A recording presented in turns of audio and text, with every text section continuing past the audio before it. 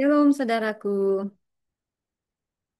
Saudaraku, dari 2 Raja-Raja 4 ayat 1 sampai 7 kita akan belajar dari seorang janda nabi, saudara. Di sini kita melihat bahwa Tuhan kita tidak bekerja dalam kelimpahan awal, tetapi sebaliknya dalam ketaatan total kita. Kita belajar mujizat tidak datang pada awal penderitaan, tetapi justru pada puncak ketaatan dari bejana-bejana.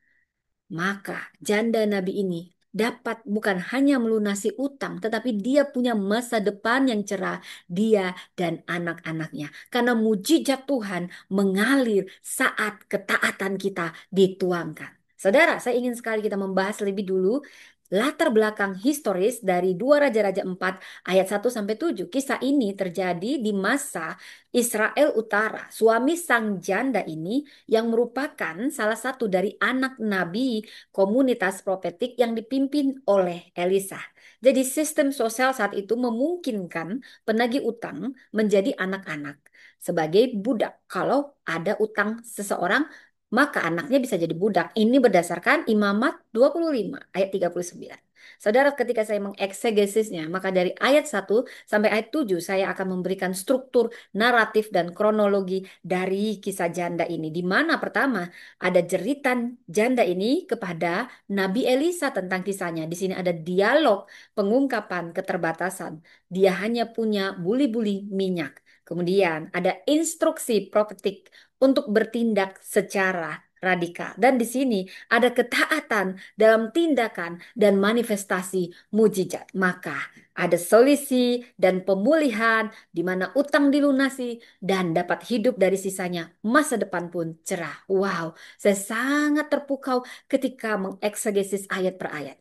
Diawali di mana ada kesulitan ekonomi ayat 1, ini bukan tanda kekurangan iman. Bahkan rumah seorang nabi pun bisa mengalami kekurangan. Jadi, bila kita menghadapi kesulitan ekonomi, bila seseorang menghadapi kesulitan ekonomi, saudara, itu bukan tanda orang ini kurang iman, saudara. Karena nabi pun bisa mengalami kekurangan. Dari ayat 2 kita melihat bagaimana Tuhan memulai pekerjaan besar dari yang kecil dan tersedia. Dan di sini penuh dengan tuntutan ketaatan penuh sehingga ada bentuk tindakan yang tidak logis. Maka mujizat pun terjadi bahkan dalam ruang ketaatan, bukan keraguan. Dan mujizat Allah membawa pelepasan dan kelangsungan hidup. Wow, saudara, saya terpukau.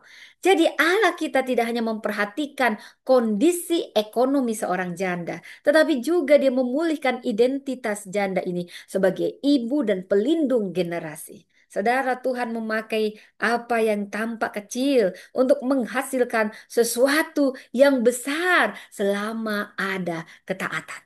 Saudara, dari janda Nabi ini kita belajar 7 teladan utama. Pertama, iman dalam keputusasaan karena Tuhan mendengar seruan hati yang hancur. Ditekankan di ayat pertama. Kedua, keterbukaan terhadap instruksi profetik.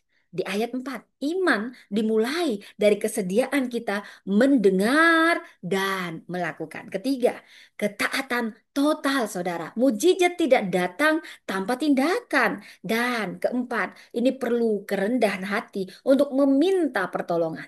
Tidak malu untuk mengakui kita butuh bantuan. Memang kita butuh bantuan, saudara. Kelima, ketekunan dalam proses. Terus menuang hingga akhir tanpa menyerah. Keenam, mari kita ikut sertakan keluarga kita, anak-anak kita dalam proses iman seperti janda Nabi ini.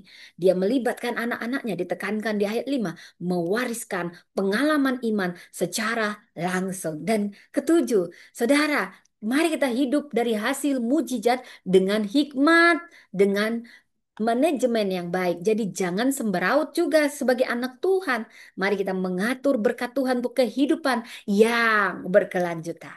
Saudara, seakan-akan ada kerapuhan juga yang harus kita hindari dari janda Nabi ini.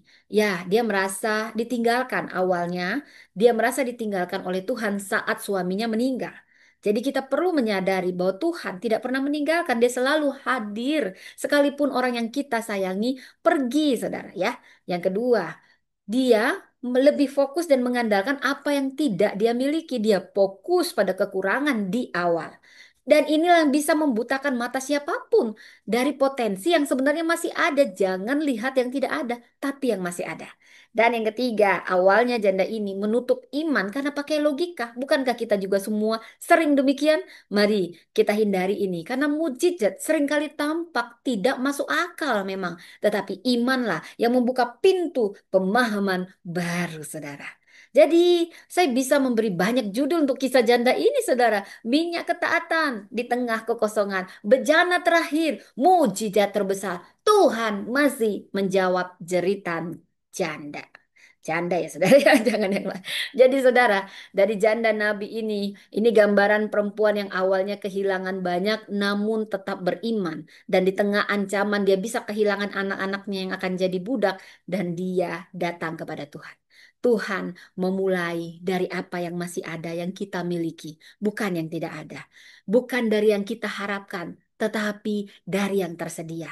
Dari sini kita belajar ketaatan mengundang aliran mujizat.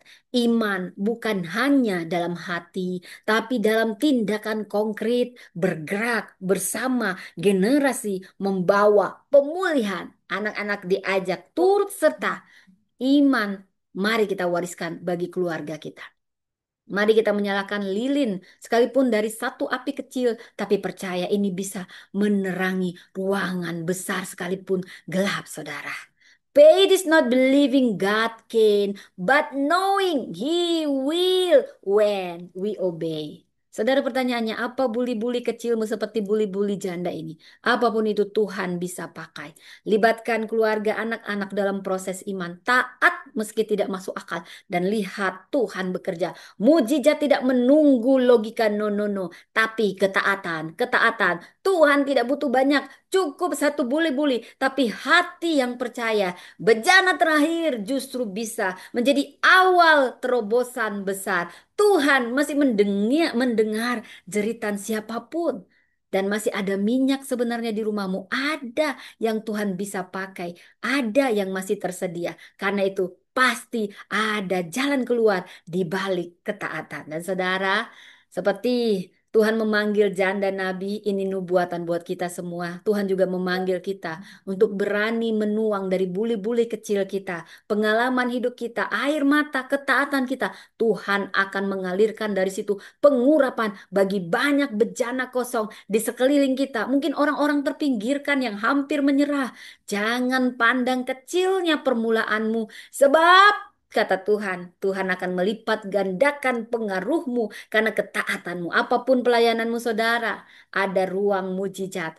Tutup pintu di ruang tersembunyi. Duduk di kaki Tuhan dan menuanglah dalam ketaatan, saudara. Katakan, aku adalah orang percaya sekalipun kegelapan menyerang, mengancam. Aku akan tetap menuang dalam ketaatan di tengah ketakutan. Aku memiliki Allah yang besar yang akan menjawab jeritanku, yang akan melipat gandakan minyakku dan memulihkan masa depanku. Aku bukan korban keadaan, tetapi aku adalah pemenang bejana mujizatnya Tuhan. Tuhan memberkati.